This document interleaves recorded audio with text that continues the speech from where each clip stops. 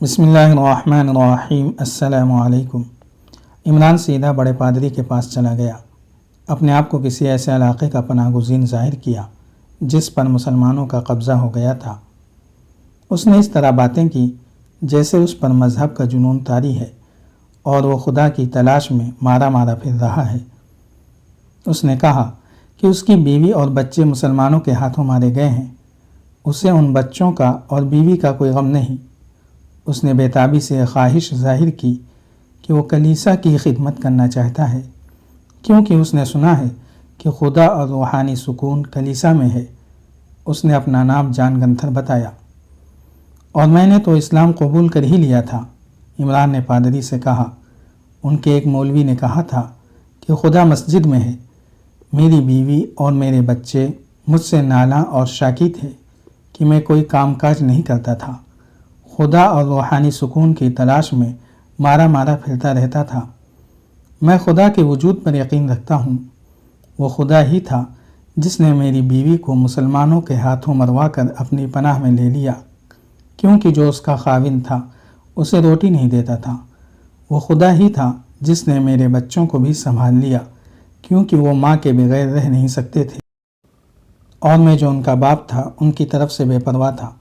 میں مسلمان ہو چکا تھا، مگر مسلمانوں نے میرے معصوم بچوں کو مار ڈالا۔ انہوں نے ہم پر بہت مظالم ڈھائے۔ میں جان گیا کہ خدا مسلمانوں کے سینے میں نہیں ہے، کہیں اور ہے۔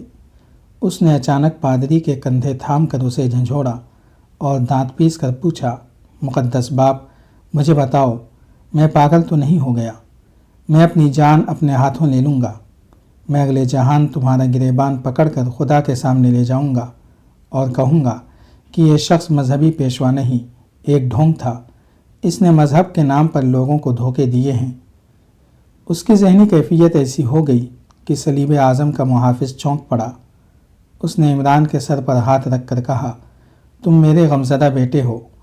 خدا تمہارے اپنے سینے میں ہے، جو تمہیں خدا کے بیٹے کے معبد میں نظر آئے گا۔ تم عیسائی ہو جان گنتھر، تم اسی مذہب اور اسی روپ میں خدا کو پالو گے۔ تم جاؤ، ہر صبح میرے پاس آ جایا کرو، میں تمہیں خدا دکھا دوں گا۔ میں کہیں نہیں جاؤں گا مقدس باپ، عمران نے کہا۔ میرا کوئی گھر نہیں، دنیا میں میرا کوئی نہیں رہا، مجھے اپنے پاس رکھیں۔ میں آپ کی اور خدا کے بیٹے کی معبد کی اتنی خدمت کروں گا جتنی آپ نے بھی نہیں کی۔ عمران نے علی بن سفیان سے تربیت لی تھی۔ اسے اور اس کے ساتھیوں کو چونکہ صلیبیوں کے راز معلوم کرنے کے لیے تیار کیا گیا تھا، اس لیے انہیں عیسائیت کے متعلق گرجوں کے اندر کے آداب اور طور طریقوں کے متعلق نہ صرف معلومات دی گئیں بلکہ ریہرسل کو ایسی خوبی سے عملی شکل دی کہ بڑا پادری اور اس کے چیلے چانٹے اس سے بہت متاثر ہوئے اور اسے گرجے میں رکھ لیا۔ عمران نے پادری کی خدمت ایسے والہانہ انداز سے شروع کر دی کہ وہ پادری کا خصوصی ملازم بن گیا۔ چونکہ وہ ذہین بھی تھا، اس لیے اس نے پادری کے دل میں قبضہ کر لیا۔ پادری نے تسلیم کر لیا کہ یہ شخص غیر معمولی طور پر ذہین ہے، لیکن اس پر مذہب کا جنون اتنی شدت سے طاری ہو گیا ہے کہ اس کی ذہانت بیکار ہو گئی ہے۔ پادری نے اس کی تعلیم و تربیت شروع کر دی۔ عمران کا ایک ساتھی ایک عیسائی تاجر کے پاس گیا اور بتایا کہ وہ کرک سے بھاگا ہوا عیسائی ہے، جہاں اس کا سارا خاندان مسلمانوں کے ہاتھوں مارا گیا ہے۔ اس نے اپنی داستان غم ایسے جذباتی انداز سے سنائی کہ تاجر نے اسے اپنے پاس ملازم رکھ لیا۔ وہ رحیم ہنگورہ نام کا سوڈانی مسلمان تھا، عمران کی طرح ذہین، دلیر اور خوبرو۔ اس نے اس تاجر کا انتخاب سوچ سمجھ کر کیا تھا۔ اس نے چند دن صرف کر کے دیکھا تھا کہ وہاں صلیبی فوج کے افسر آتے ہیں اور فوج کے لیے سامان خریدتے ہیں۔ ٹریننگ اور اپنی عقل کے زور پر وہ تاجر کا قابل اعتماد ملازم بن گیا۔ چند دنوں بعد تاجر نے اسے گھر کے کام بھی دینے شروع کر دیے۔ رحیم نے ایلی مور نام کے عیسائی تاجر کے گھر والوں پر بھی اپنا اثر قائم کر لیا۔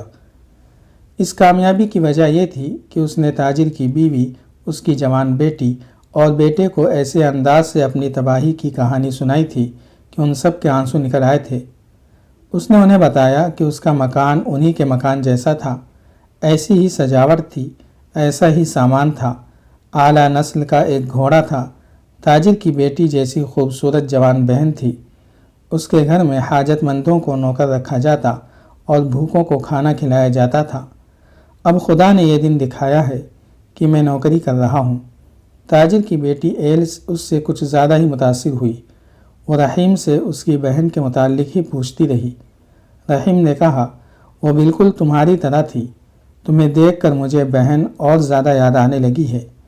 اگر وہ مر جاتی تو اتنا غم نہ ہوتا۔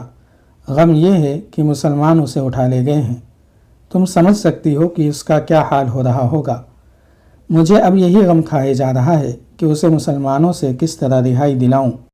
کبھی دل میں زیادہ ابال اٹھا تو شاید میں پاگلوں کی طرح وہیں جا پہنچوں جہاں بہن کو چھوڑ آیا ہوں۔ بہن تو نہیں ملے گی، مجھے موت مل جائے گی۔ میں زندہ نہیں رہنا چاہتا۔ ماں بیٹی نے ضرور سوچا ہوگا کہ اتنا خوبرو جوان جوانی کی عمر میں ہی غم میں گھلنے لگا ہے، اور اس کی جذباتی حالت بتا رہی ہے کہ اس کا غم ہلکا نہ کیا گیا تو یہ پاگل ہو جائے گا یا خودکشی کر لے گا۔ ایلس جو تاجر کی جوان اور غیر شادی شدہ بیٹی تھی، رحیم کے درد کو اپنے دل میں محسوس کرنے لگی۔ یہاں تک کہ رحیم جب باہر نکلا تو ایلس نے کسی بہانے باہر جا کر رحیم کو راستے میں روک لیا اور کہا کہ وہ ان کے گھر آتا رہا کرے۔ اس نے رحیم سے کچھ جذباتی باتیں کر کے اس کا غم ہلکا کرنے کی کوشش کی۔ ماں بیٹی نے تاجر سے بھی کہا کہ اس آدمی کا خیال رکھے۔ دراصل رحیم کی شکل و صورت اور ڈیل ڈول ایسی تھی کہ وہ کسی اونچے اور کھاتے پیتے خاندان کا بیٹا لگتا تھا۔ اس تاثر میں اگر کوئی کسر تھی تو وہ اس کی زبان اور اداکاری سے پوری ہو جاتی تھی، جس کی اسے ٹریننگ دی گئی تھی۔ 3-4 روز بعد وہ تاجر کے پاس بیٹھا تھا کہ اسے اپنا ایک ساتھی جاسوس رضا الجاوا نظر آ گیا۔ رحیم اس کے پیچھے پیچھے گیا اور اس کے ساتھ چلتے چلتے اس سے پوچھا کہ وہ کیا کر رہا ہے۔ معلوم ہوا کہ اسے کوئی ٹھکانہ نہیں ملا۔ رضا تجربہ کار گھوڑ سوار تھا اور گھوڑے پالنے اور سنبھالنے کی مہارت رکھتا تھا۔ رحیم اسے تاجر کے پاس لے آیا اور اس کا تعارف فرانسس کے نام سے کرا کے کہا، اسے کہیں نوکر کرا دیا جائے۔ رحیم نے کہا، یہ گھوڑوں کے سائسوں کا انچارج تھا، یہی کام کر سکتا ہے۔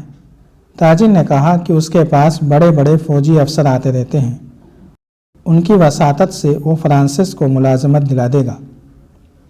2-3 روز بعد رضا کو اس استبل میں ملازمت مل گئی جہاں فوج کے بڑے افسروں کے گھوڑے رہتے تھے۔ تاجر کے پاس فوج کے افسر آتے رہتے اور وہ ان کے پاس جاتا رہتا تھا۔ رحیم نے دیکھا کہ تاجر ان افسروں کو شراب اور حشیش کے علاوہ چوری چھپے عورتیں بھی دیا کرتا تھا۔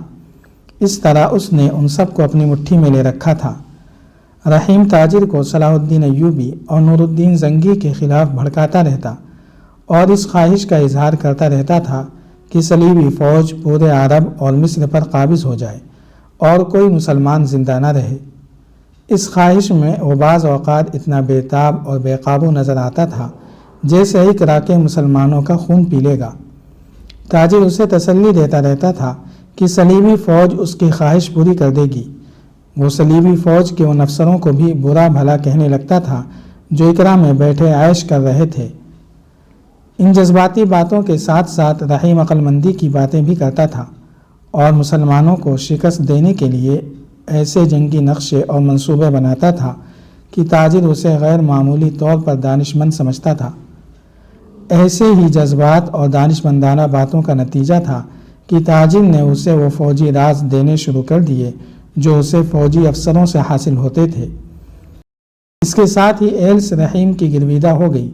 رحیم نے ابتدا میں اسے بھی اپنے فرض کی ایک کڑی سمجھا، لیکن ایلس کے والہانہ پن نے رحیم کے دل میں اس کی محبت پیدا کر دی۔ رحیم نے دل میں فیصلہ کر لیا کہ اپنا فرض پورا کر کے وہ ایلس کو اپنے ساتھ قاہرہ لے جائے گا اور اسے مسلمان کر کے اس کے ساتھ شادی کر لے گا۔ مگر ابھی دونوں کو معلوم نہیں تھا کہ صلیبی فوج کا ایک بڑا افسر اس لڑکی پر نظر رکھے ہوئے ہے۔ رضا الجاوا بھی تربیت یافتہ جاسوس تھا۔ استبل میں اسے فوج کے کسی بڑے افسر کا گھوڑا مل گیا تھا۔ اس افسر نے محسوس کیا کہ رضا عام قسم کا سائز نہیں بلکہ عقل و دانش بھی رکھتا ہے۔ جاری ہے۔ اگر آپ کو یہ قسط وار سلسلہ پسند آ رہا ہے تو لائک، شیئر اور کمنٹ کے ذریعے ہماری حوصلہ افزائی کریں۔ جزاک اللہ خیرا۔